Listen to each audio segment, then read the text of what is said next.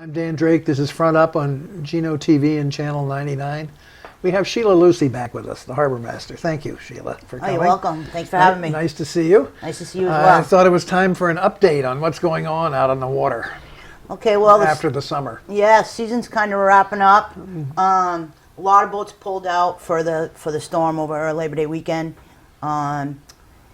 But some people are putting back in to enjoy September and October, which are always really nice for boating. How many boats were left their moorings during the storm, were beached or whatever? Oh, we had 12 up on the beach in Monomoy. We had 2 up by Pacoma, 3 in Matticat, and 3 boats sank. But they've all been removed and recovered, and we didn't have any, fortunately, we didn't have any pollution problems. Good. Was the withdrawal from the harbor orderly, or did it get a little chaotic there as it got? It was okay. It went all right. I mean, I think we gave people enough warning, and I think the weather forecasters did too. And so that very confused forecast. It was, but I think people are really glad that they ended up pulling their boats because it stayed and it blew a lot longer than what it was initially forecasted. How was the summer generally? Anything noteworthy that happened? It was a really good summer. The weather was so good, so there was a lot of people on the beaches and there was a lot of people using their boats. We didn't have the rip currents on the beaches that we did last year. But we had, for the lifeguards, they had a lot more medical issues and a lot of missing people this year, all of them located. And then missing in the water, supposedly? Or, I mean, there was that one I read about, of that one guy who was swimming out there, who was a very good swimmer, and a lot of people got excited about it. Panicked, he was too far offshore and stuff. But yeah, it was more, most of them were found on the beach, but we had like 3 or 4 reports of last seen in the water, which is very nerve-wracking, to say the least. Especially if you don't find them. Exactly. Yeah. There was that one incident with a boat that ran up on the East Jetty. It was the East Jetty, right? Yes, it was the East Jetty. A couple weeks ago. Yep. Just before the storm. He got out. They got him off. Conrad Roy came over, and Towboat US from Nantucket dealt with him, and they pulled him off. But I guess the story is he was messing with his electronics in the dark, which is texting. Probably not,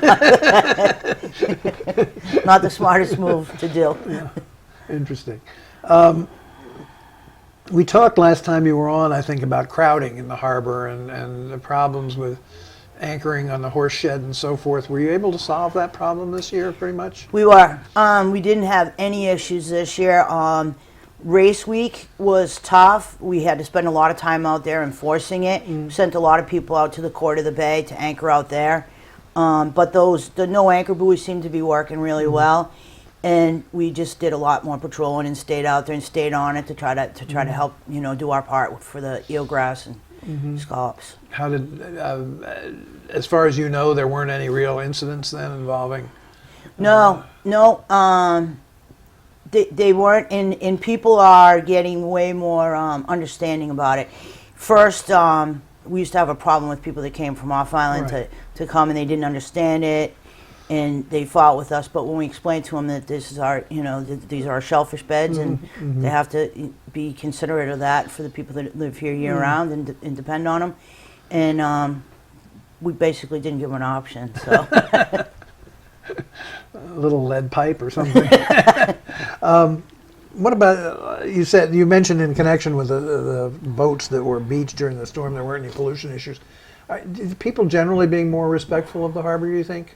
I do, and I think we changed some of the regulations, and we don't allow as much anchoring in the harbor for that exact reason. For example, 2 years ago when we had the hurricane on the 4th of July, we had 47 boats up on the beach at that point. So to go from 47 to 12 is pretty good, and I think a lot of it has to do with people getting the right size anchors, not letting people anchor, making them be on moorings, and making the mooring sizes a little bit bigger, a little bit heavier.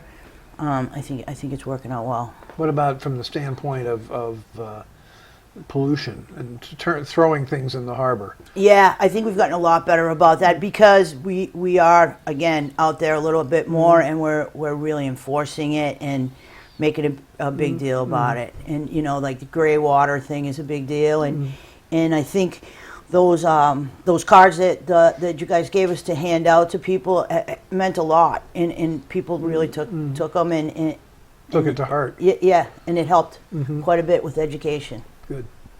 To put in a plug, that was the Shellfish Association. Okay. us guys. But I mean, I didn't hear of anything major going on in the harbor, and it's nice to have you confirm that because. Yeah, Christina Martin's working really close with us too from the boat basin, and her and I spend probably 3 or 4 times a week. We talk about things that we could be doing different. We read about different things, and her educating her people over there has helped quite a bit. I noticed that nobody on the town pier used soap all season long, and that was big. That's a big deal. That was a big deal, and she's been really on it over there too. And you see the big boats coming in, and they're just rinsing with fresh water, which is all they need to do. And I think hopefully that's going to make a big difference. There are a couple, at least one big project in store for this coming season, this winter season, and that's the restoration of the jetties, right? Is that finally going to happen? I think so. I mean, they've been telling us forever, but it's been held up, because it was a bid protest and just held up in the federal government there. But supposedly it is going to start here pretty soon, and hopefully that'll make a difference. Have they signed a contract for it yet or not? I think they know who's going to do the work. I'm pretty sure that contract's been signed, but it's just going to depend on when they But how long is it get going through to all take? the red tape. How long is it going to take? It's going to take a year. So it won't be, even if they started October 1st, which they won't, it would still run through next summer. Absolutely. Yep. What kind of impact is that going to have? Well, I think they've thought it out pretty well, and I think they're going to do most of the work on the outsides of the jetties in the season, so it doesn't affect it too much. But while they're there, I mean, the ferries are going to have to slow down, and things are, the traffic's just going to have to be a lot more careful. But for most of it, there isn't much. And No. the summer, of course, Nope. it will be a Yeah, will be an issue. exactly. This time of year, it's going to be fine. Do you have any sense of the impact of the additional high-speed ferry trips? I don't know. I think traffic-wise, it's going to be crazy downtown. But I'm talking about on the water. But on the water, it's not really affecting us too much. I haven't, noticed a big difference there. Are there any other? You've got the town pier in pretty good shape, I guess, at this point. Hopefully. Yeah, we're trying. We're doing the best we can to keep it up, Yeah. and it made out fine. The dinghy docks did have a problem during the last storm, so that's kind of a problem for us right now. We have 5 dinghy docks that sit off to the north side of the town pier.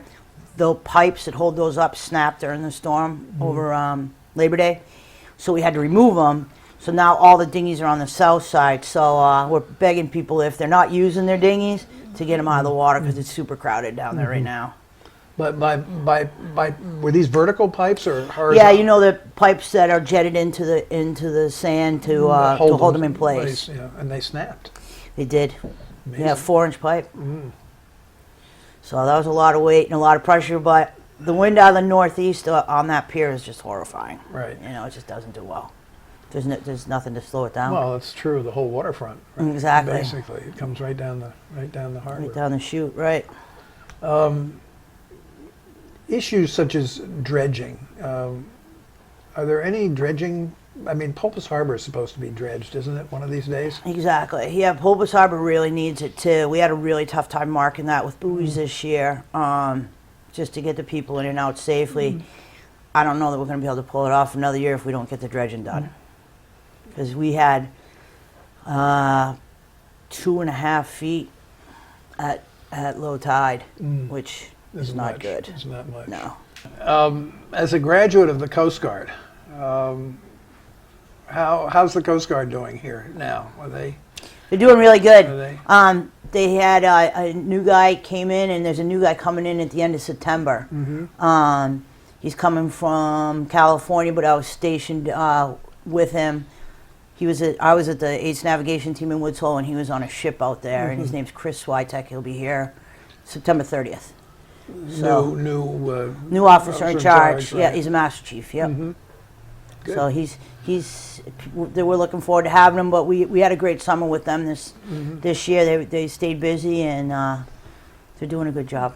How do you work with them? I work with them every day, doing one thing or another. We train together a lot. We do. If something's going on up harbor, we usually take it for them because they save their resources for offshore on the west end of the island. But if there's just basically, Christina, the Coast Guard, and I talk every single day about one thing or another, whether it's what's going on, who's where, who shouldn't be there. A lot of because the anchorage did get shrunk down. A lot of boats were trying to anchor, and they get right in the way of the steamship and the commercial traffic zones. So I work with them a lot on that, mooring fields, stuff like that. But they're very interested in what locally we want to do and take care of, and they try to support that as much as they can too. You like your job? I love it. Sheila Lucy, thank you. All right, thank you.